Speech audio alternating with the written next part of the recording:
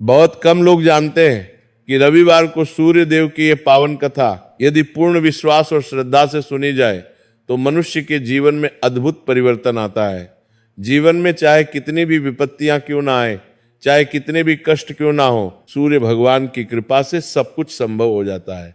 सूर्य देव की महिमा अपरंपार है। वे प्रत्यक्ष देवता हैं जो हर रोज अपने दर्शन देते हैं। आज हम आपको सुनाने जा रहे हैं एक ऐसे राजकुमार की कहानी जिसने अपनी बुद्धि और विद्या के घमंड में भगवान सूर्यदेव की शक्ति को नकार दिया था। उसने सोचा था कि विज्ञान और तर्क ही सब कुछ है, लेकिन जीवन ने उसे एक ऐसा सबक सिखाया जो उसकी पूरी सोच बदल गई। ये कहानी हमें सिखाती है कि विद्या और विनम्रता का साथ कितना जरूरी है। तो चलिए शुरू करते हैं ये पवित्र और प्रेरणादायक कथा। प्राचीन काल की बात है जब भारतवर्ष में कई महान राज्य हुआ करते थे। उत्तर भारत में एक अत्यंत समृद्ध और शक्तिशाली राज्य था जिसका नाम था विद्यापुर। इस राज्य का नाम सार्थक था क्योंकि यहाँ विद्या को सर्वोपरि माना जाता था। विद्यापुर की राजधानी एक अद्भुत नगरी थी जहाँ चौड़ी सड़कें थी, सुंदर भवन थे और हर गली में ज्ञान की सुगंध फैली रहती थी। नगर के बीचों बीच एक विशाल पुस्तकालय था जिसमें हजारों ग्रंथ संग्रहित थे। नगर के निवासी केवल धन दौलत में ही नहीं बल्कि विद्या और ज्ञान में भी अग्रणी थे। यहाँ के बाजारों में सोने चांदी के आभूषणों के साथ साथ किताबों की दुकानें भी सजी रहती थी। उस राज्य में देश विदेश से विद्वान आते थे और शास्त्रार्थ करते थे। इन शास्त्रार्थों में कभी विजय होती तो कभी पराजय, लेकिन सबका एक ही उद्देश्य था, ज्ञान की वृद्धि।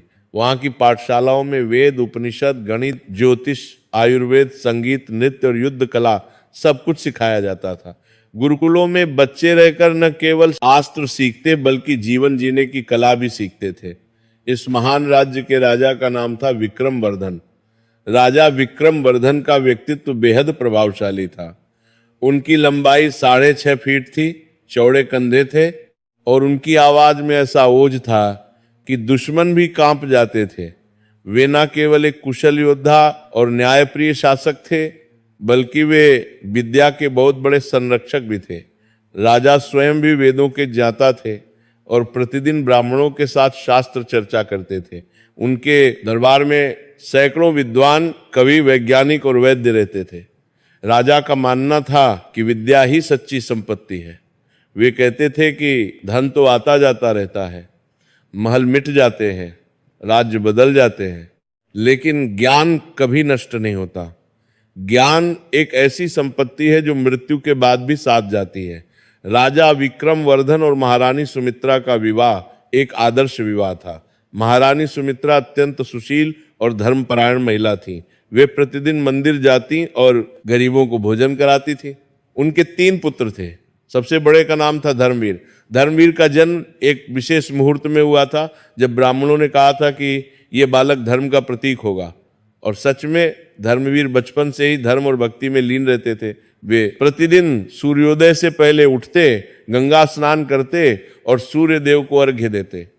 उनका मानना था कि सूर्य देव ही इस संसार के प्राण हैं, वे ही जीवन के आधार हैं। मझले बेटे का नाम था वीरसेन। वीरसेन युद्ध कला में पारंगत थे। उन्होंने बचपन से ही तलवार, धनुष, गदा और भाला चलाना सीख लिया था। वे अस्त्र शस्त्र चलाने में माहिर थे और राज्य की सेना का नेतृत्व करते थे।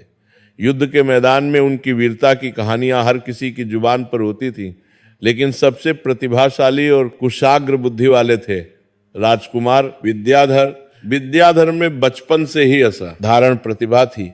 जब वे मात्र 3 वर्ष के थे तभी वे संस्कृत के श्लोक बोलने लगे थे। 5 वर्ष की उम्र में उन्होंने वेदों के कई श्लोक कंठस्थ कर लिए थे। उनके गुरु चकित रह जाते थे कि कोई बालक इतनी तेजी से कैसे सीख सकता है। 10 वर्ष की उम्र में उन्होंने गणित के ऐसे जटिल सवाल हल कर दिए जो बड़े बड़े विद्वान भी नहीं कर पाते थे। 15 वर्ष की आयु में विद्याधर ने एक विदेशी विद्वान को शास्त्रार्थ में पराजित कर दिया था। वे संस्कृत, प्राकृत, पाली और कई विदेशी भाषाओं के ज्ञाता बन गए थे। वे किसी भी ग्रंथ को एक बार पढ़कर याद कर लेते थे।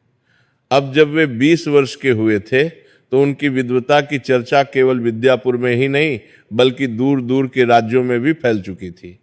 पड़ोसी राज्यों के राजा भी कहते थे कि विद्याधर जैसा प्रतिभाशाली युवक सदियों में एक बार जन्म लेता है। राजकुमार विद्याधर का व्यक्तित्व भी बहुत प्रभावशाली था। वे दिखने में अत्यंत सुंदर थे। उनके काले घने बाल कंधों तक लहराते थे, तीखी नाक, चौड़ा माथा जो बुद्धि का प्रतीक था, और तेजस्वी आंखें जो किसी को भी मोहित कर देती थी। उनका रंग गेहुआ था और चेहरे पर प्राकृतिक तेज था।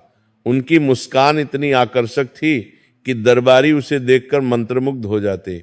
उनके बोलने का ढंग इतना प्रभावी था कि जब वे दरबार में कुछ कहते तो सब चुपचाप सुनते रहते। उनकी आवाज में एक अजीब सा जादू था जो लोगों को बांध लेता था। विद्याधर न केवल शास्त्रों के ज्ञाता थे बल्कि तर्कशास्त्र में भी पारंगत थे। उन्होंने न्याय दर्शन का गहन अध्ययन किया था। किसी भी विषय पर वे घंटों बहस कर सकते थे और अपनी बात को इस तरह तर्कों से सिद्ध करते कि सामने वाला निरुत्तर हो जाता। उनकी स्मरण शक्ति अद्भुत थी। वे किसी भी घटना, तारीख या तथ्य को बिना किसी गलती के याद रख सकते थे। लेकिन इस साधारण प्रतिभा के साथ विद्याधर के अंदर एक बहुत बड़ा दोष भी पनप गया था। वह दोष था अहंकार का विष। जैसे जैसे विद्याधर की प्रतिभा बढ़ती गई वैसे वैसे उनका अहंकार भी बढ़ता गया। विद्याधर को अपनी बुद्धि और विद्या पर इतना घमंड हो गया था कि उन्हें लगने लगा कि वे सर्वज्ञ हैं, कि इस दुनिया में कोई भी उनसे अधिक बुद्धिमान नहीं है। उन्हें लगता था कि इस संसार में जो कुछ भी है वह तर्क और विज्ञान से समझा जा सकता है। धर्म, आस्था, भगवान, पूजा पाठ, ये सब उन्हें अंधविश्वास लगता था। वे सोचते थे कि ये सब अशिक्षित लोगों के लिए है जो तर्क नहीं समझते। जब उनके बड़े भाई धर्मवीर रोज सुबह उठकर सूर्यदेव की पूजा करते, घंटी बजाते, मंत्र उच्चारण करते, तो विद्याधर मन ही मन हंसते। वे सोचते कि मेरे भाई कितने भोले हैं। एक दिन जब धर्मवीर पूजा करके आए तो विद्याधर ने व्यंग्यात्मक लहजे में कहा, भैया आप रोज सुबह उठकर एक जलते हुए गैस के गोले को जल चढ़ाते हैं, क्या आपको नहीं लगता कि यह समय की बर्बादी है? सूर्य तो एक प्राकृतिक घटना है। वह हाइड्रोजन और हीलियम का एक विशाल गोला है जो परमाणु संलयन की प्रक्रिया से ऊर्जा पैदा करता है। पृथ्वी अपनी धुरी पर घूमती है, इसलिए हमें दिन और रात दिखाई देते हैं। ये सब भौतिकी और खगोल विज्ञान है, इसमें कोई भगवान नहीं है। ये सब विज्ञान है, केवल विज्ञान। धर्मवीर ने विद्याधर की बात सुनी और उदास हो गए, लेकिन उन्होंने धैर्य से और बड़े प्यार से समझाने की कोशिश की। उन्होंने कहा, विद्याधर मेरे प्यारे भाई, तुम्हारी बुद्धि तेज है, ये सच है। तुम विज्ञान जानते हो, ये भी सत्य है। मैं तुम्हारी विद्वता का सम्मान करता हूं, लेकिन भाई विज्ञान केवल कैसे का उत्तर देता है, क्यों का नहीं। सूर्य घूमता है, यह विज्ञान बताता है, लेकिन इस पूरी व्यवस्था को बनाने वाली शक्ति कौन है? इस ब्रह्मांड में इतना सुंदर संतुलन किसने बनाया? ये विज्ञान नहीं बता सकता। वह परम शक्ति ही भगवान है। सूर्य देव प्रत्यक्ष देवता हैं, वे हर रोज हमें दर्शन देते हैं। उनकी उपासना से मन को शांति, जीवन में स्थिरता और आत्मा को तृप्ति मिलती है। लेकिन विद्याधर ने धर्मवीर की बात को हंसी में उड़ा दिया। उन्होंने कहा, भैया आप बहुत भावुक हैं, ये सब मन का भ्रम है, एक मनोवैज्ञानिक घटना है। आप भले इंसान हैं, इसलिए आपको शांति मिलती है, न कि किसी पूजा से। खैर, आप अपना काम कीजिए, मुझे अपनी किताबों में बहुत काम है। मुझे एक नया गणितीय सूत्र सिद्ध करना है। ये कहकर विद्याधर उठे और अपने कक्ष में चले गए, जहां सैकड़ों ग्रंथ और पांडुलिपियां बिखरी पड़ी थीं। राजा विक्रमवर्धन को अपने सबसे प्रतिभाशाली पुत्र की यह सोच बहुत चिंता में डाल देती थी। वे रात को नींद नहीं आती थी। वे सोचते रहते कि मेरा बेटा इतना प्रतिभाशाली है, लेकिन उसमें विनम्रता नहीं है।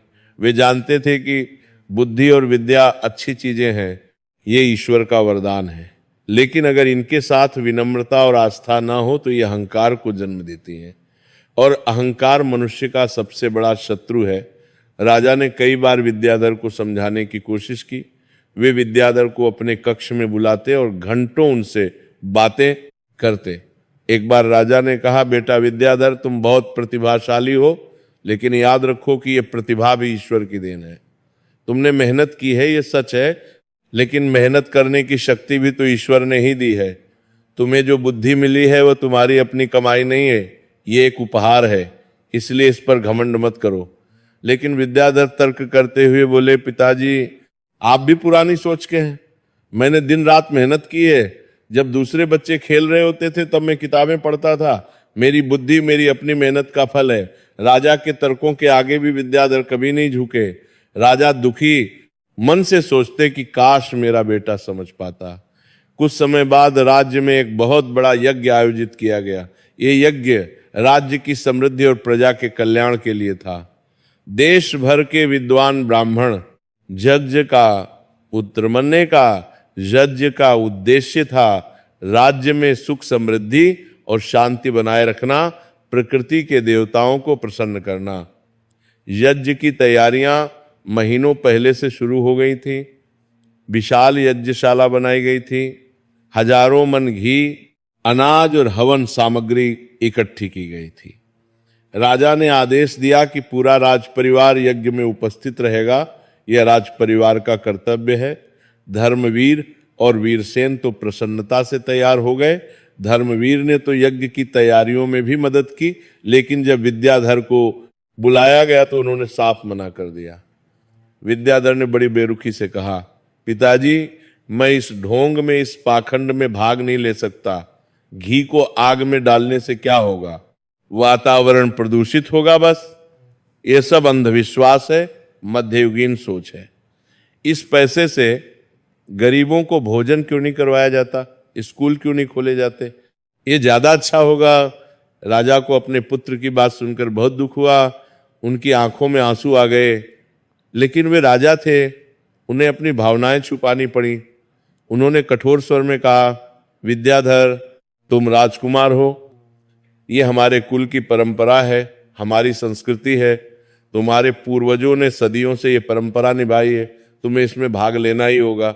ये मेरा आदेश है, राजा का आदेश। विद्याधर मजबूरी में यज्ञ में शामिल तो हुए, लेकिन उनके चेहरे पर अनिच्छा, झुंझलाहट और व्यंग्य साफ झलक रहा था। जब यज्ञ चल रहा था, मंत्रोच्चारण हो रहा था, ढोल नगाड़े बज रहे थे और सभी लोग पूरी श्रद्धा से बैठे थे, तो विद्याधर एक कोने में बैठे अपनी हथेली पर गणित के सूत्र लिख रहे थे। वे बीच बीच में जम्हाई भी ले रहे थे। उनका यह व्यवहार कई विद्वानों और ऋषियों की नजर में आया। कुछ ने आपस में फुसफुसाकर कहा, यह राजकुमार बहुत घमंडी है। देखो कैसे पवित्र यज्ञ में भी अपनी विद्या का प्रदर्शन कर रहा है। यज्ञ समाप्त होने के बाद एक वृद्ध जस्य, जिनके सफेद बाल कमर तक लटक रहे थे और जिनकी आंखों में दिव्य ज्योति थी, उन्होंने राजा को एकांत में बुलाया। ऋषि ने गंभीर स्वर में कहा, राजन, आपका पुत्र विद्याधर निस्संदेह बहुत प्रतिभाशाली है, उसकी बुद्धि असाधारण है, लेकिन दुर्भाग्य से उसके अंदर अहंकार का विष भर गया है। वो अपनी विद्या को ही सब कुछ समझ बैठा है। जब तक वो धर्म और आस्था का महत्व नहीं समझेगा, जब तक वह विनम्रता नहीं सीखेगा, तब तक उसकी विद्या अधूरी रहेगी। मैं अपनी दिव्य दृष्टि से देख रहा हूं कि उसके जीवन में बहुत बड़ा परिवर्तन आने वाला है। सूर्यदेव स्वयं उसे सबक सिखाएंगे। वो एक कठिन परीक्षा से गुजरेगा। राजा विक्रमवर्धन की छाती धक से रह गई। वे घबरा गए, उनके हाथ कांपने लगे। उन्होंने व्याकुलता से पूछा, महात्मन, क्या मेरे पुत्र पर कोई बड़ा संकट आने वाला है? क्या उसे कोई खतरा है? कृपया मुझे बताइए, क्या मैं कुछ कर सकता हूं? क्या कोई उपाय है? ऋषि ने दीर्घ निश्वास लेते हुए कहा, राजन, जो प्रारब्ध में लिखा है, जो भाग्य में है, वह होकर रहेगा। कोई उसे रोक नहीं सकता। ये ब्रह्मांड के नियम है। लेकिन आप निराश मत होइए, ये संकट आपके पुत्र के कल्याण के लिए ही होगा। कभी कभी कठोर पाठ ही मनुष्य को सही राह दिखाते हैं। आग में तप कर ही सोना शुद्ध होता है। आप केवल सूर्य देव की प्रार्थना कीजिए कि वे आपके पुत्र पर कृपा रखें। प्रतिदिन सूर्य को अर्घ्य दीजिए। यह कहकर रस्सी अपने कमंडल और दंड लेकर वहां से चले गए। उनकी जटाएं हवा में लहरा रही थीं। उस दिन के बाद से राजा और रानी दोनों बहुत चिंतित रहने लगे। रानी सुमित्रा रात रात भर जागती रहती। वे मंदिर जाकर घंटों प्रार्थना करती। लेकिन विद्याधर बिल्कुल बेफिक्र थे। वे अपनी दिनचर्या में मगन रहते, दिन भर किताबों में डूबे रहते, नए सिद्धांतों पर काम करते और रात में दरबारियों के साथ बैठकर दार्शनिक चर्चा करते। कुछ महीने बीत गए, विद्याधर की प्रसिद्धि और बढ़ती गई। उनकी विद्वता की चर्चा दूर दूर तक फैल चुकी थी। पड़ोसी राज्यों के राजा भी विद्याधर की बुद्धिमत्ता की तारीफ करते नहीं थकते थे। एक दिन पड़ोसी राज्य मालोपुर के राजा का एक राजदूत आया। उसने सोने की थाली में राजा के लिए एक पत्र लाया था। पत्र में लिखा था कि मालोपुर के राजा की एक अत्यंत सुंदर और गुणवान पुत्री है, जिसका नाम है राजकुमारी मायरा। राजकुमारी न केवल रूपवती है, बल्कि वह विदुषी भी है। वह 4 भाषाओं की ज्ञाता है और कला संगीत में भी निपुण है। राजा ने प्रस्ताव भेजा कि वे अपनी पुत्री का विवाह राजकुमार विद्याधर से करना चाहते हैं। राजा विक्रमवर्धन को यह प्रस्ताव बहुत पसंद आया। मालवपुर एक समृद्ध राज्य था और दोनों राज्यों में संबंध बनने से राजनीतिक और आर्थिक दृष्टि से लाभ होता। उन्होंने सोचा कि शायद विवाह के बाद गृहस्थी की जिम्मेदारी आने पर विद्याधर की सोच में परिवर्तन आएगा। शायद एक अच्छी पत्नी उसे सही रास्ता दिखा सकेगी। जब विद्याधर को यह प्रस्ताव बताया गया और राजकुमारी मायरा का चित्र दिखाया गया तो वे बहुत प्रभावित हो गए। चित्र में राजकुमारी बेहद खूबसूरत दिख रही थी। उसके बारे में यह भी कहा जाता था कि वो केवल सुंदर ही नहीं बल्कि बहुत बुद्धिमान भी है। विद्याधर को लगा कि उन्हें एक ऐसी जीवन संगिनी मिलेगी जो उनकी बुद्धि की बराबरी कर सकेगी, जो उनसे बौद्धिक चर्चा कर सकेगी। उन्होंने विवाह के लिए हाँ कर दी। विवाह की तैयारियां जोर शोर से शुरू हो गईं। पूरे विद्यापुर को दुल्हन की तरह सजाया जाने लगा। हर घर पर दीपक जलाए गए, सड़कों पर रंगोली बनाई गई, बाजारों में विशेष दुकानें सजाई गईं, राजमहल को फूलों से सजाया गया, रसोई में मिठाइयां बनने लगीं, दर्जियों की दुकानों में भीड़ लग गई, सुनारों के यहाँ नए आभूषण बनने लगे। विद्याधर के विवाह में देश भर के राजा महाराजा आमंत्रित किए गए। विवाह से 3 दिन पहले से ही रस्में शुरू हो गई।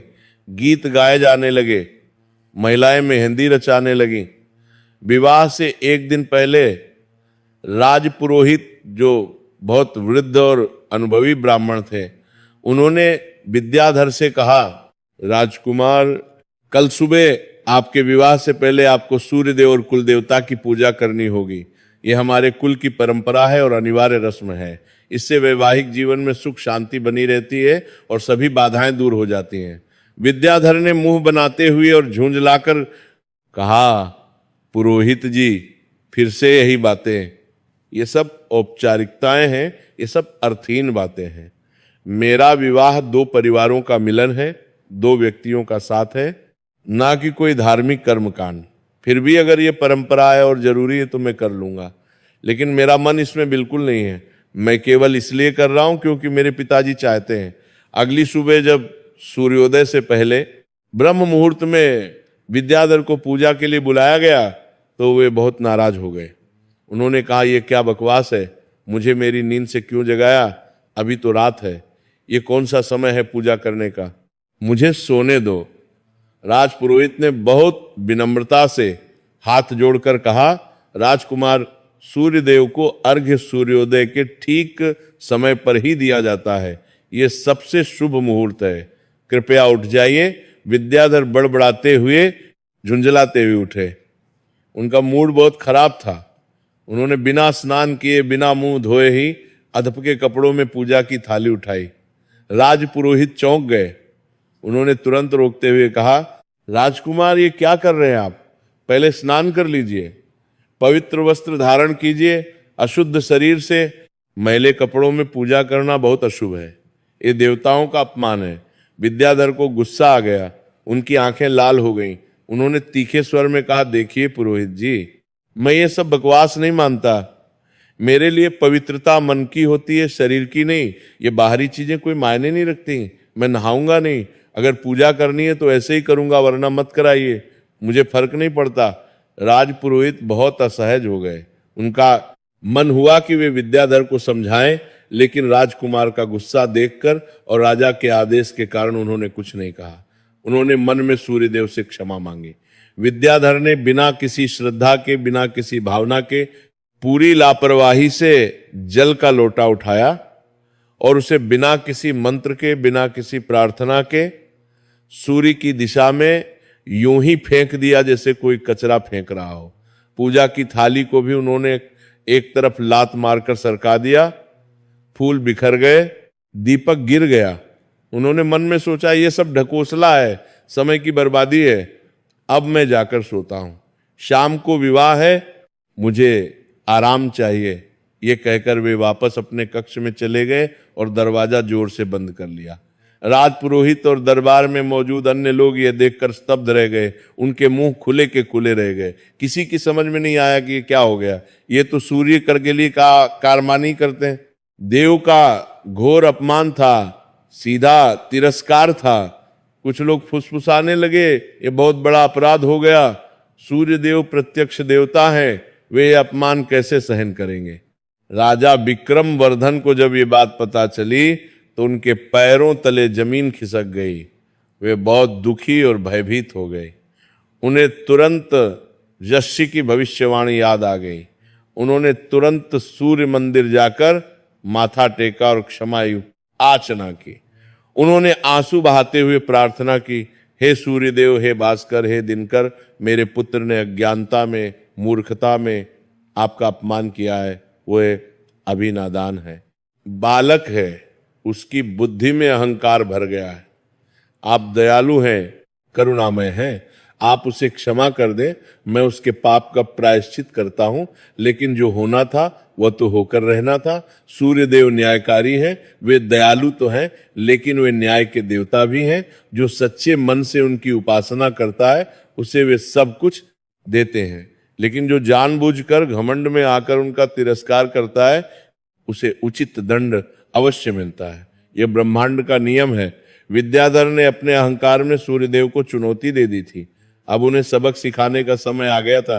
विवाह का दिन आ गया, सारी तैयारियां पूरी थी, महल सज गया था, मेहमान आने लगे थे, मालोपुर से बारात आने वाली थी। विद्याधर को राजसी वस्त्र पहनाए गए, उन्हें लाल रेशमी धोती, सोने की कमरबंद, हीरे जड़ित अंगूठियां पहनाई गईं। उनके सिर पर सोने का मुकुट सजाया गया जिसमें कीमती रत्न जड़े थे। उनके गले में मोतियों की माला और कंठे पहनाए गए। वे दिखने में किसी देवता से कम नहीं लग रहे थे। दरबार में सभी उनकी प्रशंसा कर रहे थे, कितने करके दिखा रहे थे, कितने करके ये लोग उनका लूगा सुंदर लग रहे हैं राजकुमार, ऐसा वर तो स्वर्ग में भी मिलना मुश्किल है। दोपहर का समय था, सूरज अपनी पूरी चमक और तेज के साथ आसमान में चमक रहा था। गर्मी का मौसम था, तभी अचानक विद्याधर को अपने शरीर में एक अजीब सी गर्मी महसूस हुई। उन्हें लगा जैसे उनका शरीर अंदर से जल रहा हो, जैसे किसी ने उनके पेट में आग लगा दी हो। उन्होंने अपने माथे पर हाथ रखा तो पाया कि उनका माथा बहुत गर्म है, उन्हें बहुत तेज बुखार था। उन्होंने सोचा कि शायद भीड़ भाड़ और गर्मी के कारण ऐसा हो रहा है। उन्होंने पानी मंगवाया और पिया, लेकिन गर्मी कम नहीं हुई, बल्कि और बढ़ती गई। जैसे जैसे समय बीतता गया विद्याधर की हालत बिगड़ती गई। उनका पूरा शरीर अब तवे की तरह तप रहा था, उनकी सांसें तेज हो गई, उन्हें चक्कर आने लगे, उनकी आंखों के आगे अंधेरा छाने लगा। राजवैद्य को तुरंत बुलाया गया। वैद्य जी दौड़े आए। उन्होंने जब राजकुमार की नब्ज देखी, जीभ देखी, आंखें देखी तो वे बहुत हैरान रह गए। उन्होंने चिंतित स्वर में कहा, महाराज, ये कोई साधारण बुखार नहीं है। राजकुमार का शरीर अंदर से जल रहा है। उनका तापमान इतना अधिक है कि मैंने ऐसा पहले कभी नहीं देखा, लेकिन मुझे इसका कारण समझ नहीं आ रहा। कोई बाहरी लक्षण नहीं है। राजा घबरा गए, उनके हाथ पैर ठंडे पड़ गए। उन्होंने कहा, कुछ भी करो लेकिन मेरे बेटे को ठीक करो। आज उसका विवाह है, मेहमान आ रहे हैं, बारात आने वाली है। वैद्य ने अपने झोले से कई औषधियां निकाली। उन्होंने ठंडे पानी की पट्टियां लगाई, जड़ी बूटियों का काढ़ा बनाया, लेकिन कोई असर नहीं हुआ। विद्याधर की हालत और खराब होती गई। अब उन्हें उल्टियां भी होने लगी, उनका शरीर कांपने लगा। तभी शहनाई की आवाज आई, ढोल नगाड़े बजने लगे। बारात आ पहुंची थी। राजकुमारी मायरा और उनके पिता मालोपुर के राजा बड़ी धूमधाम से आए थे, हाथियों पर सवार थे। नोच नोच सोच करे, नोच नोच करे, नोच नोच करे, उनमें ताल पर बड़ी हाथ तारा। सैकड़ों लोग बारात में थे, सब खुश थे, गा रहे थे। लेकिन जब उन्हें महल में पहुंचकर पता चला कि राजकुमार विद्याधर अचानक बीमार पड़ गए हैं, बहुत तेज बुखार है, तो सब चिंतित हो गए। खुशी का माहौल अचानक गमगीन हो गया। मालोपुर के राजा ने धैर्य दिखाते हुए कहा, कोई बात नहीं भाई साहब, ये तो छोटी सी बात है, शायद थकान है या गर्मी लग गई होगी, हम इंतजार करेंगे, राजकुमार जल्द ही ठीक हो जाएंगे, विवाह कल या परसों हो जाएगा। लेकिन विद्याधर ठीक नहीं हुए। उनका बुखार इतना बढ़ गया कि वे बिस्तर से उठने थे, लेकिन वरी बढ़ा बुखार करतर रखना है। क्या परदन्ने प्रचार करेंगे, क्या परदंते की वोरी कर दोड़ो करके कल्ली करके भी नहीं पा रहे थे। उनके होंठ सूख गए थे और फट गए थे, आंखें लाल हो गई थीं और अंदर धंस गई थीं, चेहरा पीला पड़ गया था। जो विद्याधर कुछ घंटे पहले राजकुमार की तरह सजे थे, अब वे एक मरीज की तरह दिख रहे थे। महल में हड़कंप मच गया चारों तरफ से और वैद्य बुलाए गए। दूर दराज से हकीम आए, लेकिन किसी की कोई दवा काम नहीं कर रही थी। कुछ वैद्यों ने कहा यह कोई अज्ञात बीमारी है, कुछ ने कहा शायद कोई विष दिया गया है, लेकिन सच तो ये था कि यह मानवीय इलाज से परे था। 3 दिन बीत गए, बारात वापस जाने की तैयारी करने लगी। मालोपुर के राजा का धैर्य भी जवाब देने लगा था। उन्होंने दुखी मन से कहा, भाई साहब, शायद ये विवाह की शुभ घड़ी नहीं थी, देवता कुछ और ही सोच रहे हैं। हम वापस जाते हैं, जब राजकुमार पूरी तरह स्वस्थ हो जाएंगे तब हम फिर से नया मुहूर्त निकालेंगे और विवाह करेंगे, आप चिंता मत कीजिए। राजा विक्रमवर्धन का सिर शर्म से झुक गया, उनकी आंखों से आंसू गिर रहे थे। उन्हें बहुत अपमान महसूस हुआ। राज्य की प्रतिष्ठा दांव पर लग गई थी। बारात बिना विवाह के, बिना बारात वालों को ठीक से विदा किए वापस चली गई। पूरे राज्य में यह खबर आग की तरह फैल गई कि राजकुमार विद्याधर को कोई अजीब और खतरनाक बीमारी हो गई है। लोग तरह तरह की बातें करने लगे। कुछ ने कहा किसी ने जादू टोना कर दिया, कुछ ने कहा यह कोई श्राप है। विद्याधर के दोनों भाई धर्मवीर बाती की कापी की लाज से और वीरसेन दिन रात अपने छोटे भाई के पास बैठे रहते। वे बारी बारी से उनकी देखभाल करते। धर्मवीर को जल्द ही समझ आ गया कि ये कोई साधारण बीमारी नहीं है, ये कोई शारीरिक रोग नहीं बल्कि कुछ और है। उन्हें तुरंत याद आया कि कुछ दिन पहले उस सुबह विद्याधर ने कैसे बिना श्रद्धा के अपवित्र अवस्था में बिना किसी मंत्र के सूर्य देव का अपमान किया था। उन्होंने धर्म ग्रंथों में पढ़ा था कि सूर्य देव प्रत्यक्ष देवता हैं और उनका अपमान करने वाले को दंड अवश्य मिलता है। धर्मवीर ने राजा से कहा, पिताजी, मुझे लगता है कि यह देवकोप है। विद्याधर ने उस दिन सूर्य देव की पूजा अशुद्ध अवस्था में की थी। उसने घमंड में आकर लापरवाही से जल फेंका था। उसने पूजा की थाली को ठोकर मारी थी। शायद सूर्य भगवान नाराज हो गए हैं। यह उनका कोप है। हमें तुरंत राज पुरोहित को बुलाना चाहिए। राजा को भी अब वह घटना याद आई। उन्होंने अपना माथा ठोक लिया। उन्होंने तुरंत राज पुरोहित को बुलाया। राज पुरोहित ने विशेष पूजा पाठ करके, ज्योतिष की गणना करके, ग्रह नक्षत्रों की स्थिति देखकर कहा, महाराज, धर्मवीर बिल्कुल सही कह रहे हैं, ये निश्चित रूप से सूर्यदेव का कोप है। राजकुमार ने जो अपराध किया है वो बहुत गंभीर है। जब तक राजकुमार विद्याधर स्वयं सच्चे मन से, पूरी श्रद्धा से क्षमा नहीं मांगते और सूर्यदेव की आराधना नहीं करते, तब तक ये रोग ठीक नहीं होगा। बल्कि मेरा भय है कि यह और भी भयंकर रूप ले सकता है। समय रहते कुछ करना होगा। राजा और रानी दोनों तुरंत विद्याधर के कक्ष में गए। कक्ष में अंधेरा था और हवा भारी थी। विद्याधर बिस्तर पर पड़े थे। वे दर्द से कराह रहे थे। उनका शरीर पसीने से भीग गया था। रानी सुमित्रा ने आंसू भरी आंखों से, टूटे हुए दिल से विद्याधर का हाथ पकड़ा और कहा, बेटा, मेरे लाल, तुमने उस दिन सूर्य देव का अपमान किया था। मैं तुम्हारी माँ हूं। मैं जानती हूं तुमने जानबूझकर नहीं किया, लेकिन बेटा, अब तुम उनसे माफी मांगो। सच्चे मन से उनकी पूजा करो, हाथ जोड़कर प्रार्थना करो। सूर्य देव बहुत दयालु हैं, वे सबको माफ कर देते हैं, वे तुम्हें भी क्षमा कर देंगे। बस एक बार तुम्हें अपने अहंकार को छोड़ना होगा। विद्याधर ने कमजोर आवाज में आपको लेता है, एक तुम्हें बात तरह निकाराप कराना में, लेकिन फिर भी जिद के साथ कहा, माताजी, ये सब अंधविश्वास है। मुझे कोई वायरल इन्फेक्शन हुआ है, कोई बैक्टीरिया है शरीर में, कुछ दिनों में ठीक हो जाऊंगा, ये मेरा इम्यून सिस्टम वीक हो गया है, सूर्य देव वगैरह कुछ नहीं होता। ये सब आपकी कल्पना है। अपने बेटे की ये जिद सुनकर, इस हालत में भी उसका ये अहंकार देखकर राजा को बहुत गुस्सा आया और साथ ही बहुत दुख भी हुआ। उन्होंने कड़क आवाज में कहा, विद्याधर, तुम्हारी विद्या ने तुम्हें अंधा बना दिया है। मृत्यु के द्वार पर खड़े हो और अभी भी घमंड नहीं गया। तुम ये नहीं समझ पा रहे कि कुछ शक्तियां विज्ञान से परे होती हैं, लेकिन तुम मेरी एक नहीं सुनते। तुम्हारी मर्जी। लेकिन विद्याधर अपनी जिद पर अड़े रहे। धीरे धीरे विद्याधर की हालत और भी ज्यादा बिगड़ती गई। अब उनके पूरे शरीर पर लाल लाल चकत्ते पड़ने लगे। ये चकत्ते फैलते जा रहे थे। उनकी त्वचा काली पड़ने लगी और सूखने लगी। तेज बुखार और बीमारी के कारण उनकी चमकदार सुनहरी त्वचा अब रूखी, बेजान और काली हो गई थी। जो विद्याधर देवता जैसे सुंदर थे, जिनकी खूबसूरती की चर्चा दूर दूर तक थी, अब वे पहचाने नहीं जा रहे थे। उनके बाल झड़ने लगे, चेहरा सिकुड़ गया, आंखों के नीचे काले घेरे पड़ गए। 1 महीना बीत गया। विद्याधर अब बिस्तर से उठ भी नहीं पा रहे थे। बोलने में भी बहुत मुश्किल होने लगी थी।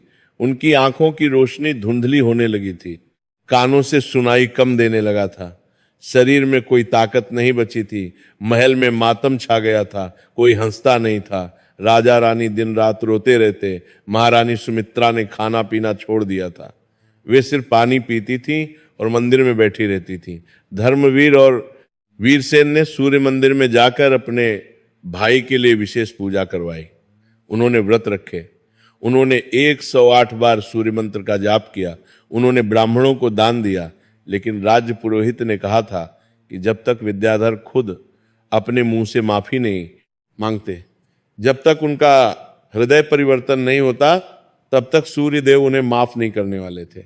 एक दिन रात के समय जब महल में सब सो रहे थे, गहरी रात थी, चारों ओर सन्नाटा था, तभी विद्याधर के कक्ष में एक अद्भुत और दिव्य घटना घटी। विद्याधर अपने बिस्तर पर पड़े थे। उनकी सांसें धीमी चल रही थीं। वे अर्धचेतन अवस्था में थे। अचानक उनके कमरे में एक तेज, अत्यंत चमकीला प्रकाश फैल गया। यह प्रकाश इतना तेज था कि पूरा कमरा दिन की तरह रोशन हो गया। विद्याधर ने अपनी कमजोर आंखें खोली। उन्होंने देखा कि उनके सामने एक दिव्य पुरुष खड़े हैं। वे सोने जैसे दमक रहे थे। उनका रंग सुनहरा था। उनके चारों ओर एक आभा मंडल था। उनके 4 हाथ थे। एक हाथ में कमल का फूल था, दूसरे में चक्र, तीसरे में शंख और चौथा हाथ आशीर्वाद मुद्रा में था। उनके सिर पर स्वर्ण का मुकुट था। उनके चारों ओर 7 घोड़ों वाला एक भव्य सुनहरा रथ था। घोड़े अलग अलग रंगों के थे और उनसे तेज निकल रहा था। विद्याधर घबरा गए। इतनी कमजोर अवस्था में भी उन्हें डर लगा। उनकी आवाज कांपते हुए पूछा, आप कौन हैं? ये क्या है? दिव्य पुरुष ने बहुत गंभीर गहरी आवाज में कहा। उनकी आवाज में ऐसी शक्ति थी कि पूरा कमरा गूंज उठा। मैं वही हूं जिसे तुमने अपना शत्रु बना लिया है। मैं वही हूं जिसका तुमने अपमान किया है। मैं सूर्य नारायण हूं, मैं आदित्य हूं, मैं दिनकर हूं, मैं भास्कर हूं, मैं वही हो गई हूं जिसे तुम एक गैस का गोला समझते हो, जिसे तुम केवल एक भौतिक पिंड मानते हो। विद्याधर को विश्वास नहीं हुआ। उनकी वैज्ञानिक सोच अभी भी काम कर रही थी। उन्होंने कहा, नहीं, ये मेरा भ्रम है, ये भ्रम है। बुखार के कारण मुझे दिखाई दे रहा है, मेरा दिमाग काम नहीं कर रहा ठीक से। सूर्यदेव मुस्कुराए। उनकी मुस्कान में करुणा थी लेकिन दृढ़ता भी थी। उन्होंने कहा, विद्याधर, तुम्हारी बुद्धि तेज है, ये सत्य है। तुमने बहुत ज्ञान प्राप्त किया है, लेकिन तुम्हारा अहंकार इतना बढ़ गया है कि तुम सत्य देखने से भी इनकार कर रहे हो। तुम सोचते हो कि तुम सब जानते हो। लेकिन विद्याधर, तुम ये भूल गए कि जो ज्ञान तुम्हें मिला है, जो बुद्धि तुम्हें मिली है, वो भी मेरी ही देन है। मैं प्रत्यक्ष देवता हूं। मैं ही जीवन का आधार हूं। मैं ही ऊर्जा का स्रोत हूं। मेरे बिना एक पत्ता भी नहीं हिल सकता। मेरे बिना कोई पौधा नहीं उग सकता। मेरे बिना ये संसार अंधकार में डूब जाएगा। लेकिन तुमने अपनी बुद्धि के घमंड में, अपने ज्ञान के अहंकार में मेरा अपमान किया। तुमने मुझे चुनौती दी, अब तुम्हें इसका फल भोगना होगा। विद्याधर ने कहा, अगर आप सच में भगवान हैं, अगर आप इतने शक्तिशाली हैं, तो आप दयालु क्यों नहीं हैं? आप मुझे इतना कष्ट क्यों दे रहे? भगवान तो कृपालु होते हैं, क्या यही आपकी कृपा है? सूर्यदेव ने गंभीर होते हुए कहा, विद्याधर, मैं दयालु हूं, इसीलिए तुम्हें ये कष्ट दे रहा हूं। ये कष्ट तुम्हारे कल्याण के लिए है, ये कष्ट तुम्हें सत्य का मार्ग दिखाने के लिए है। अगर मैं तुम्हें ऐसे ही रहने देता, तुम्हारे अहंकार को बढ़ने देता, तो तुम अपने घमंड में पूरी तरह डूब जाते और अंत में तुम्हारा पूरा विनाश हो जाता, तुम्हारा जीवन बर्बाद हो जाता। ये छोटा दंड तुम्हें बड़े पतन से बचा रहा है। ये अग्नि परीक्षा है। जैसे सोना आग में तपकर शुद्ध होता है, वैसे ही मनुष्य कष्ट में तप कर महान बनता है। इतना कहकर सूर्यदेव ने अपना दाहिना हाथ उठाया। उनकी तर्जनी उंगली से एक स्वर्णिम दिव्य किरण निकली। वह किरण सीधे जाकर विद्याधर के माथे को छू गई। उसी क्षण विद्याधर के मस्तिष्क में एक अद्भुत परिवर्तन हुआ। उन्हें अपने सारे पिछले जन्मों की याद आ गई। उन्हें दिखाई दिया कि कितनी बार वे अलग अलग रूपों में जन्म लिए, कितनी बार वे घमंड में डूबे और कितनी बार उन्हें दंड मिला। उन्हें यह भी दिखाई दिया कि कैसे सूर्यदेव ने इस सृष्टि की रचना में सहयोग किए, कैसे उन्होंने हर प्राणी को जीवन दिया, कैसे वे रोज सुबह उठते हैं और पूरे संसार को रोशनी देते हैं। उन्हें दिखाई दिया कि कैसे किसान सूर्य की किरणों से फसल उगाते हैं, कैसे पौधे सूर्य के प्रकाश से भोजन बनाते हैं, कैसे सूर्य की गर्मी से बादल बनते हैं और बारिश होती है। उन्हें पूरा ब्रह्मांड का चक्र दिखाई दिया। उन्हें समझ आया कि विज्ञान और धर्म दो अलग चीजें नहीं है। विज्ञान बताता है कि क्या होता है, धर्म बताता है क्यों होता है। विद्याधर की आंखों से अनगिनत आंसू बहने लगे। उनका पूरा शरीर कांपने लगा। उन्हें अपनी गलती का एहसास हुआ। उन्हें लगा जैसे उनके सीने पर पत्थर रखा हो। उन्होंने किसी तरह बिस्तर से उतरने की कोशिश की और फर्श पर गिर पड़े।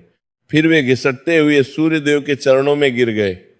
वे फूट फूट कर रोने लगे, प्रभु मुझे क्षमा कर दीजिए, मैं महामूर्ख था, मैं अज्ञानी था, मैंने अपनी बुद्धि को ही सब कुछ समझ लिया था। मैंने सोचा कि मैं सबसे बड़ा विद्वान हूं, लेकिन मैं तो कुछ भी नहीं जानता था। मैंने आपका घोर अपमान किया, मुझसे बहुत बड़ा पाप हो गया, मुझे माफा देता था। मारा दीक कर मुर में कि सिर कर दीजिए प्रभु, मुझे माफ कर दीजिए। सूर्यदेव ने अपना हाथ विद्याधर के सिर पर रखा। उनका स्पर्श बहुत गर्म था लेकिन सुखदायी भी। उन्होंने कहा, विद्याधर, तुम्हारा पश्चाताप सच्चा है, तुम्हारे आंसू झूठे नहीं हैं, तुम्हारे हृदय में अब विनम्रता आ गई है, ये अच्छी बात है। लेकिन बेटा, केवल पश्चाताप काफी नहीं है। रोने से पाप नहीं धुलता। तुम्हें अपने किए का प्रायश्चित करना होगा। तुम्हें तपस्या करनी होगी। तुम्हें एक कठिन यात्रा पर जाना होगा। तुम्हें मेरे पवित्र धाम यानी सूर्य मंदिर, जो पूर्व दिशा में समुद्र के किनारे बसा है, वहां पैदल जाना होगा। यह यात्रा बहुत लंबी और कठिन होगी, लेकिन तुम्हें यह करना होगा। वहां पहुंचकर तुम्हें 108 दिनों तक कठोर नियमों आम के साथ मेरी आराधना करनी होगी। तभी तुम पूरी तरह स्वस्थ हो पाओगे और तुम्हारी बुद्धि को सही दिशा मिलेगी। तभी तुम सच्चे विद्वान बनोगे।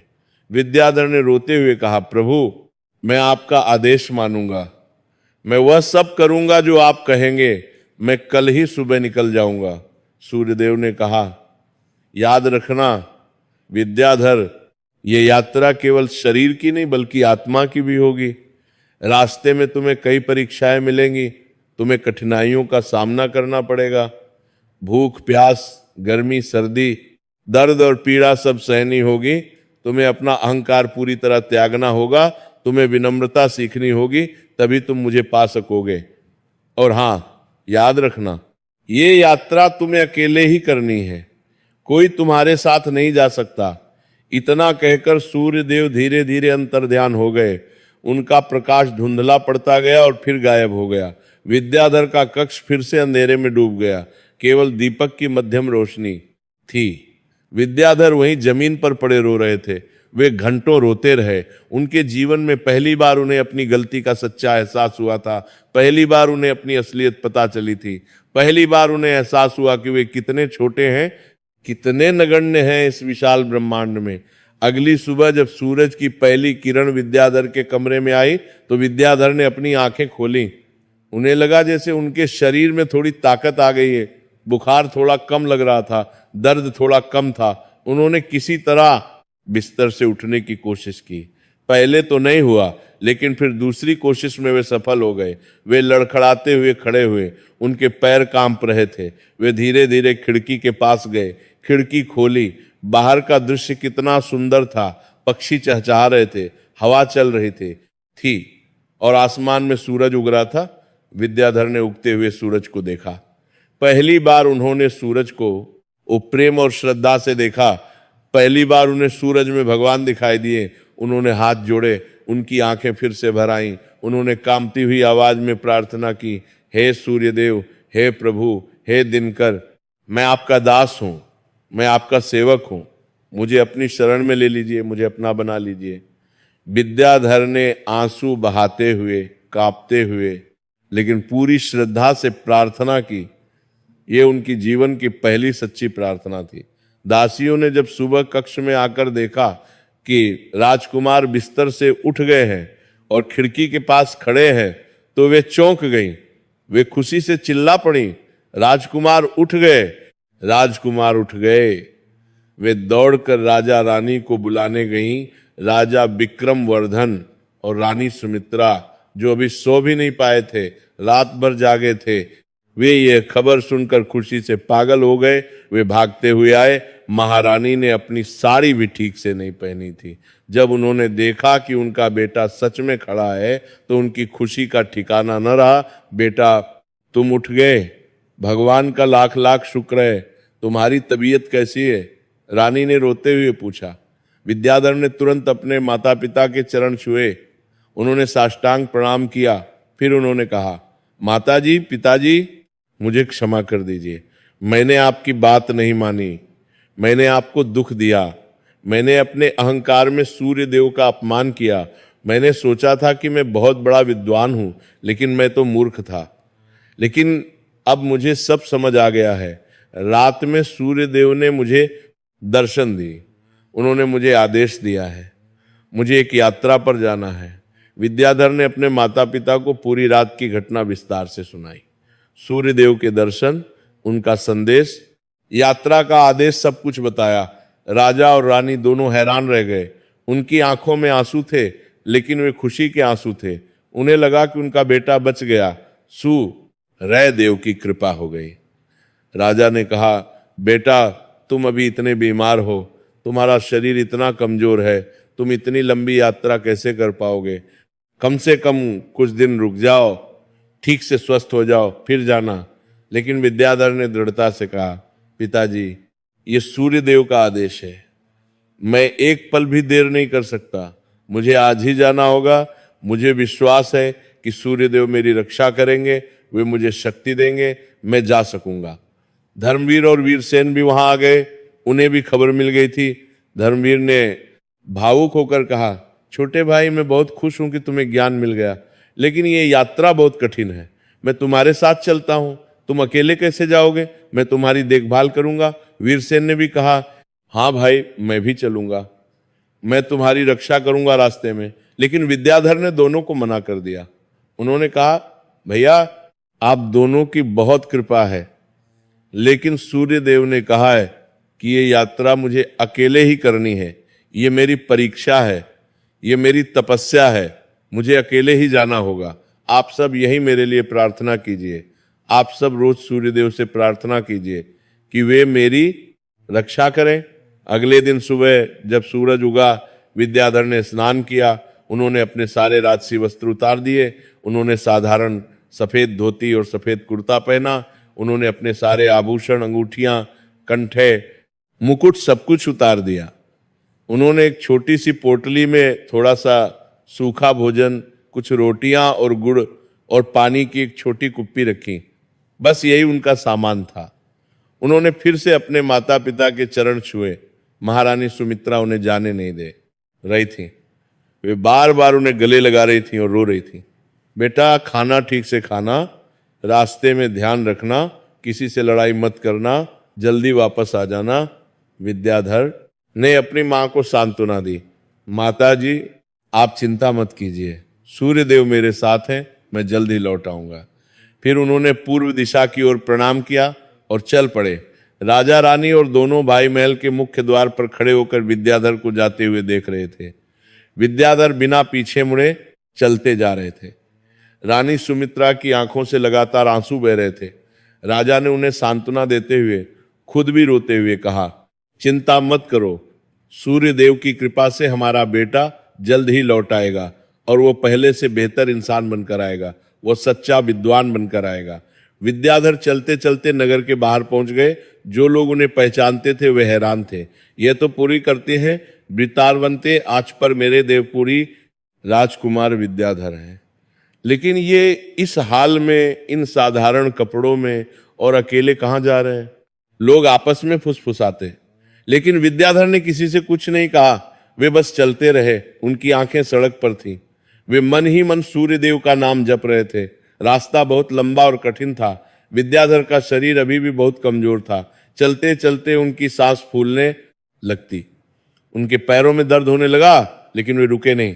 दोपहर हो गई, सूरज सिर पर आ गया, गर्मी बहुत थी। चलते चलते उनके पैरों में छाले पड़ गए। जूते नहीं थे अच्छे, दर्द हो रहा था, लेकिन अब विद्याधर को सूर्य की गर्मी से शिकायत नहीं थी, बल्कि वे सूर्य को देखकर मन ही मन प्रार्थना करते, हे प्रभु मुझे शक्ति दीजिए, मुझे सहन करने की शक्ति दीजिए। शाम होने लगी, सूरज ढलने लगा, आसमान लाल हो गया। विद्याधर एक छोटे से गांव के पास पहुंचे। वे बहुत थक गए थे, उनके पूरे शरीर में दर्द था। उन्होंने सोचा कि एक पेड़ के नीचे आराम करें। तभी उन्होंने देखा कि गांव के लोग किसी मंदिर की ओर जा रहे हैं। बच्चे, बूढ़े, महिलाएं सब जा रहे थे। विद्याधर की भी उत्सुकता हुई। वे भी उनके पीछे पीछे चल दिए। वह एक छोटा सा, सादा लेकिन सुंदर सूर्य मंदिर था। मंदिर के सामने एक छोटा सा आंगन था। गांव के लोग शाम की आरती के लिए इकट्ठा हो रहे थे। विद्याधर भी मंदिर में गए। मंदिर के अंदर सूर्य देव की एक सुंदर चमकती हुई मूर्ति स्थापित थी। मूर्ति लाल पत्थर की थी। दीपक जल रहे थे। धूप अगरबत्ती की खुशबू चारों ओर फैल रही थी। लोग भजन गा रहे थे, ओम सूर्याय नमः, ओम भास्कराय नमः। विद्याधर ने मूर्ति के सामने घुटने टेक दिए। उन्होंने माथा टेका। वे वहीं बैठ गए। उनकी आंखों से आंसू बहने लगे। वे भावुक हो गए। उन्हें लगा जैसे साक्षात सूर्यदेव सामने बैठे हैं। आरती समाप्त होने के बाद मंदिर के पुजारी, जो एक साधारण लेकिन ज्ञानी व्यक्ति थे, उन्होंने विद्याधर को देखा। विद्याधर की हालत देखकर, उनके फटे कपड़े, उनकी कमजोरी देखकर उन्हें दया आ गई। पुजारी ने प्यार से पूछा, बेटा तुम कौन हो, कहां से आए हो, तुम्हारी ये हालत कैसे हुई, तुम बहुत कमजोर दिख रहे हो। विद्याधर ने अपनी पूरी कहानी सुनाई।